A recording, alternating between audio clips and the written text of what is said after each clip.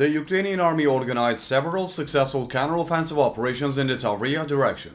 It also managed to repel Russian attacks.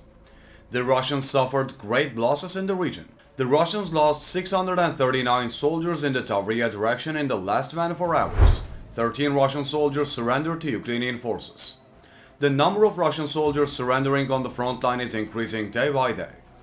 This situation proves that the problems in the Russian army continue and increase.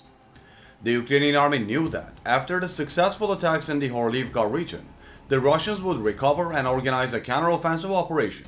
The Russian army recovered and carried out an intensive attack to break through the Ukrainian defenses just in front of the chemical plant. However, the Ukrainian army repelled this attack, and the Russians lost many soldiers and equipment in the area. The Ukrainian army also announced that the Russian offensive in the direction of Maryinka was also successfully repelled. It was reported that 9 Russian attacks were repelled in and around Novomykailivka.